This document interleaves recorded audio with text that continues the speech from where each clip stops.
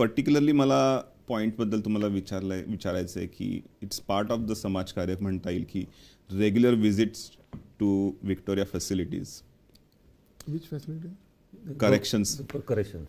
हां, तर काय आहे ते? म्हणजे माझ्याकडे इन्फॉर्मेशन आहे पण आपल्या प्रेक्षकांसाठी किंवा जरा एक्सप्लेन कराल का काय एक्झॅक्टली होतं? सो करेक्शन्स व्हिक्टोरिया म्हणजे प्रिझन्स, जेल. तर समाजामध्ये सगळ्या प्रकारचे लोक आहेत, आपले पण आहेत, बाकीचे इतर धर्मांचे पण आहेत. क्राईम झाला की अटक होते, अटक झाला की जेलमध्ये जावं लागतं. जेलमध्ये एकदा गेल्यानंतर तुमचा तो प्रवास सुरू होतो जोपर्यंत तुमचा जेलचा टर्म आहे. तर तिथे पण चॅप्लन्सी असते हे मला कळलं 4-5 वर्षापूर्वी. आणि नंतर मग मी त्याच्यामध्ये जरा काम करायला सुरुवात केली आणि जेलमध्ये जाऊन मी काही हिंदू इनमेट्सना भेटलो, अजूनही भेटतो. कोविडमध्ये आम्ही झूम कॉलवर भेटायचो, कारण त्यांना पण प्रार्थनेची गरज असते. कारण सॉलिट्यूड असतं, काही करता येत नाही, पश्चाताप असतो, कुठेतरी प्रार्थना करून ते फेडावं असं वाटत असतं. तर त्यांना सपोर्ट द्यायचा म्हणून. ते कशासाठी जेलमध्ये आहेत हा प्रश्न न विचारता ते त्यांचं काम. बरोबर. तर त्या दृष्टीने बरेच प्रयत्न केले आणि अजून प्रयत्न सुरू आहेत. तर सध्या आम्ही काय करतो की सध्या मीच पर्सनल कॅपॅसिटीमध्ये हिंदू काउन्सिलतर्फे प्रिझनमध्ये प्रिझनर्सना जाऊन भेटून येतो. आता आपल्याकडे जे हिंदू प्रिझनर्स आहेत ते मल्टिपल लँग्वेजेसचे आहेत. काही तमिळ आहेत, काही गुजराती आहेत, काही नॉर्थ इंडियन आहेत, हिंदी आहेत. प्रत्येकाला आम्ही भगवद्गीता नेऊन देतो. तर एक किस्सा महत्त्वाचा असा आत्ता माझ्या लक्षात आला की एक मल्याळम प्रिझनर आहे, त्याला मल्याळम भगवद्गीता हवी होती. ती मला इथे मिळाली इझिली इस्कॉनकडून, पण ती त्याला आतमध्ये पाठवण्याला भयंकर प्रॉब्लेम आले, कारण ती इंग्रजीमध्ये नव्हती.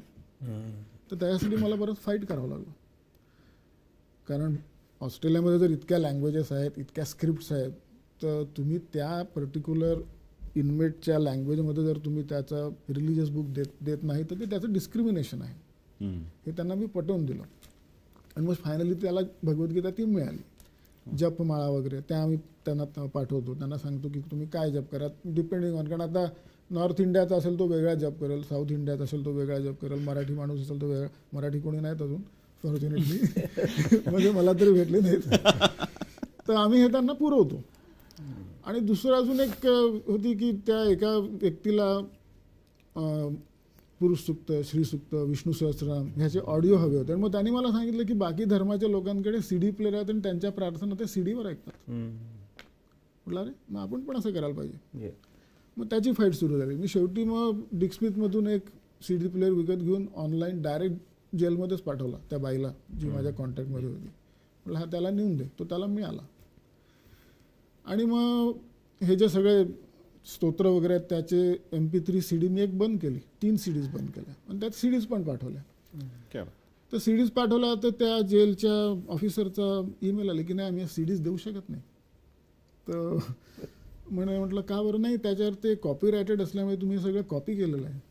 त्यांना म्हटलं हिंदू धर्माचं कुठलं स्क्रिप्चर कॉपीरायटेड नाही, सगळं ओपन आहे. आणि याउपर जर तुला प्रॉब्लेम असेल तर तू मला लिहून कळव, मी मिनिस्टरशी बोलतो. तर दुसऱ्या दिवशी त्याला त्या CD मिळाल्या. तर असं ते काम सुरू आहे. फिमेल प्रिझनमध्ये पण आहेत. पण सुदैवाने म्हणजे प्रेक्षकांना पण सांगायला इथे हरकत नाही की सध्या व्हिक्टोरिया स्टेटमध्ये मला मिळालेल्या माहितीनुसार फक्त 27 हिंदू इनमेट्स आहेत. म्हणजे क्राईम रेट आपल्याकडे नाही. Highest tax pairs and minimum crime rate as आणि त्याच्यामुळे थोडासा तोटा पण आहे. तो असा की गव्हर्नमेंटने आता सांगितलं की नाही तुमचे प्रिझनर्सच इतके कमी आहेत की तुम्हाला आम्ही चॅप्लन्सीसाठी क्वालिफाय नाही करू शकत. तर त्याच्यावर आता जरा चर्चा चालू आहे की that is a further discrimination. That's a good problem to have, right? But it is still discrimination. So I am now going to take it up with the minister. म्हणजे आम्हाला चॅप्लन्सी सुरू करायची म्हणून तुम्ही क्राईम करा असा मेसेज नको जायला पाहिजे.